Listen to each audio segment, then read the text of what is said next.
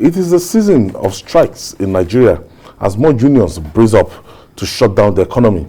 The federal government has insisted that the no work, no pay policy will be enforced on striking members of the Nigerian Association of Resident Doctors, NARD. The government also said it would withdraw the case it instituted against the doctors only if they return to their duty posts.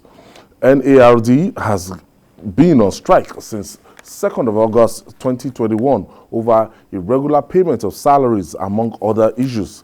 Labour Minister Chris Ngige, after briefing President Muhammadu Buhari on the health sector, said the no work, no pay policy is a global practice captured in Section 43 of the Trade Disputes Act under the International Labour Organization. He stated that the government had in the past enforced the no work, no pay rule on unions that embarked on strike. Jide, should we be talking about, punishment now? This punitive measure that might not get us anywhere. Because, yes, we know the minister is substantiating, is backing up his threats with the international labor law and everything, no work, no pay policy and everything. But I was thinking that they should do everything to come to the round table, even if it means withdrawing the cases against this union to solve this problem. This no work, no pay, the resident doctors, they are not ready to budge.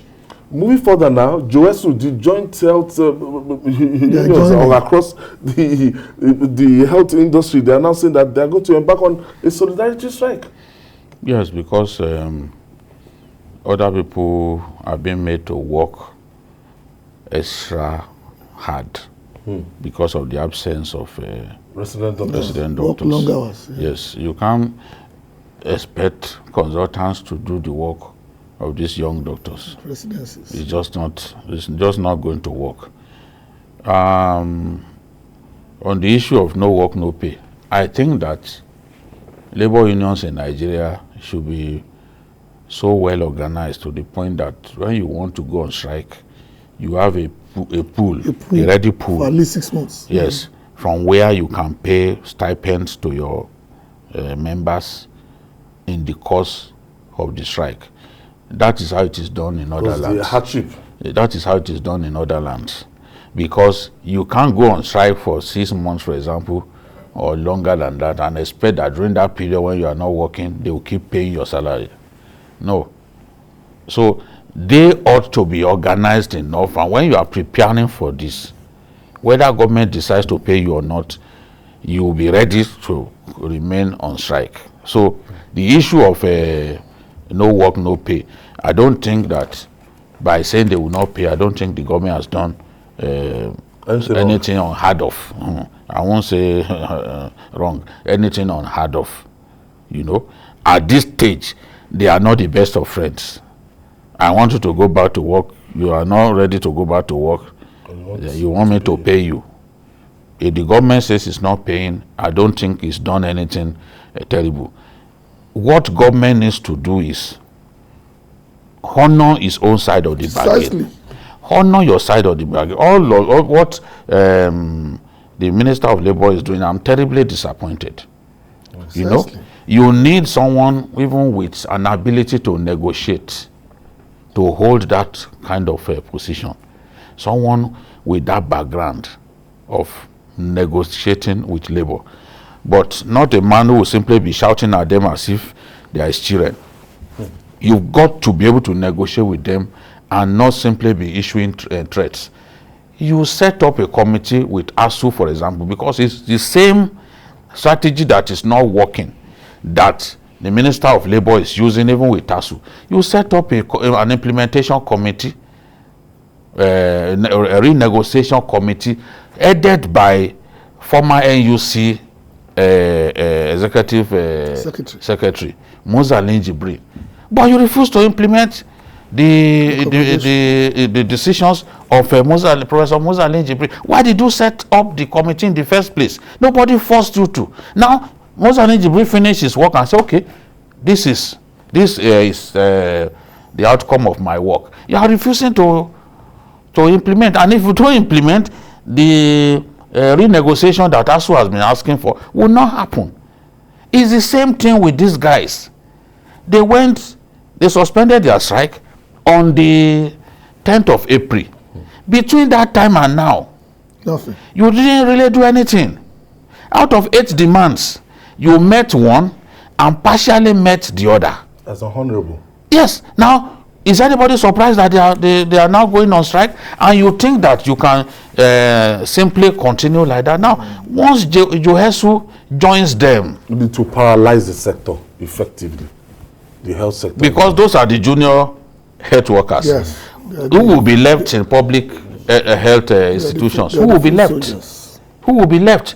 They are, even the consultants will not see people that they can send on errands. There's nobody to clean I have up. Femi from the United Kingdom. Thank you for joining us, Femi. Yeah, good afternoon, Ayo. Good afternoon, Femi. Yeah, you see the problem with this indigate of a man. I don't know. I'm sorry to say, I don't think he's fit for that post. Why I'm saying this is, I watched one of his interview on channels, and the way he was talking, he said that Nigeria has more than enough doctors. So if they are going to Saudi Arabia, it's like they are exporting. Nigeria is exporting medical doctors to Saudi Arabia because we have so many in Nigeria. So that we should not be bothered.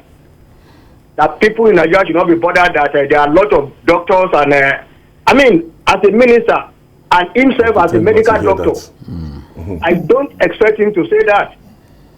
His negotiation power is below average. I'm sorry to say. He needs to do something more than what he's doing now. Too arrogant. Thank you, Femi. It's, you know, Yeah. since they've been negotiating and everything, it has always been on this hardline stand that the minister has been taking. I think the minister is digging deep, and he has made up his mind that's going to be his last stand, which I hope seriously.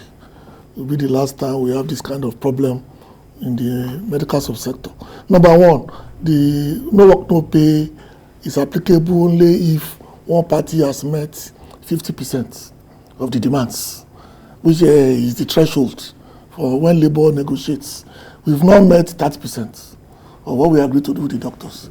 So while it is logical that the government can call the principle of no work, no pay, they've not met the threshold that is required by law for them to do so, because they've not paid these people. Number two, these people have been surviving, if I can use that word, during the COVID era by running non-state hospitals. You are simply deriving the public sector of the expertise. And once they join, the junior workers and later have-nots, the consultants, there'll be a total paralysis. Because even the consultants warned the other day that they could. There'll be a total paralysis of the health sector. And you know those will be affected are the poor people.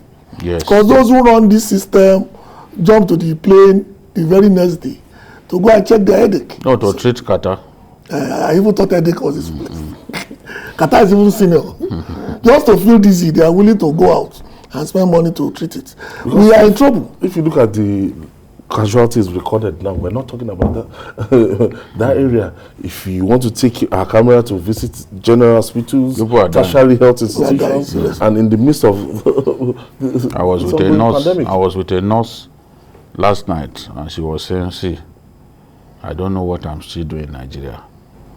That's medical workers, especially public health workers, are now appreciated that the best thing is to go out." And I'm like, you are going to leave your husband?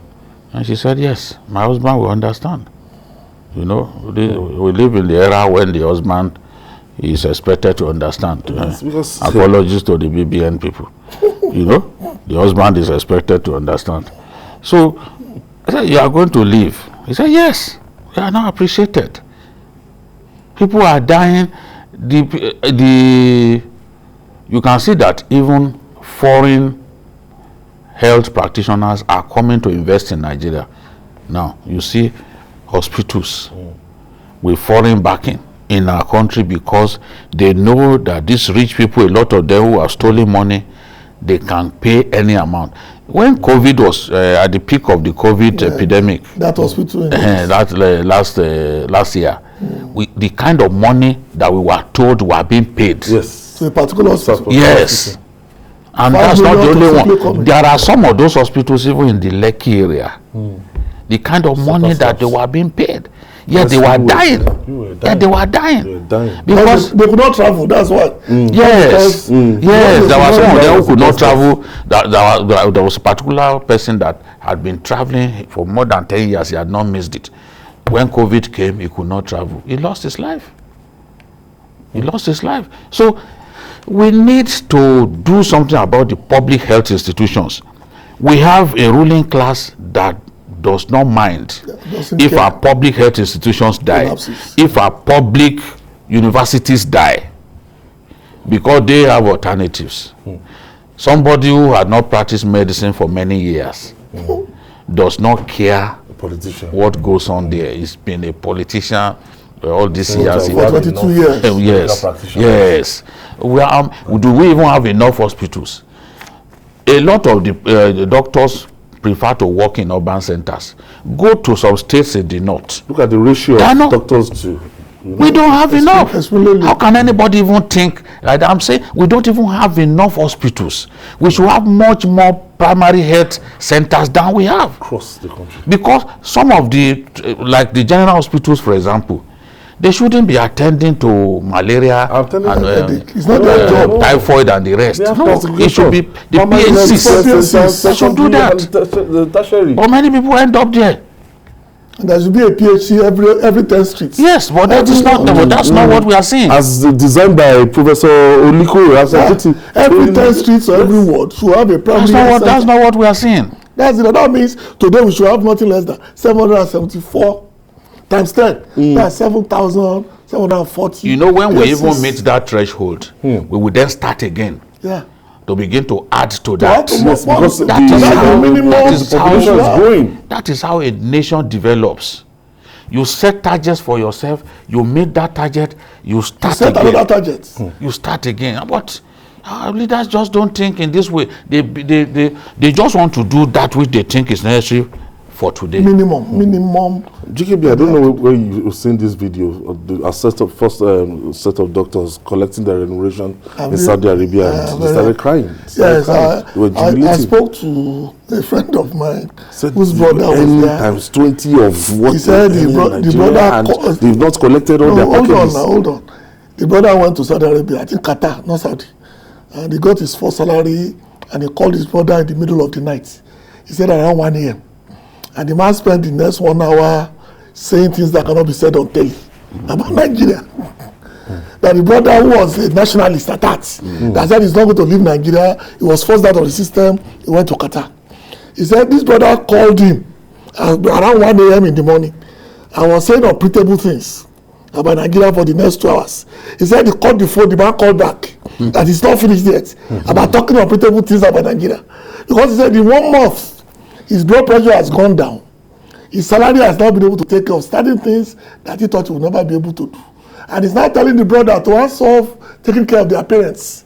That is now the chief earner in the family based on conversion of the money he's earning in Qatar. I keep telling people like the minister that what you don't understand about this sector is the fact that in the next 2 years, you drive these people on the ground. Half of them will leave medicine totally, and half of them will travel. That means Nigeria in the next 3 years will be without primary elements of the medicine to treat our doctors. And you are talking about rural areas. It will now come to urban centers. Right now, I think it's 700 to one doctor. By then, it will be 10,000. Look at how many thousands of doctors have left Nigeria And are living. in the last 10 years. The health system in the US, they hold it. In the UK, the same thing. Yes. I know. Look at the one. Look at that Nigerian who came from the US and died last December. Yeah. He had a thriving medical practice over there. Atlanta. A thriving medical practice in Nigeria. But there are some cities in the US that you cannot see consultants. More than 4, that 2 will not be Nigerians. So you'll be surprised. Because once you start talking, We groom them here.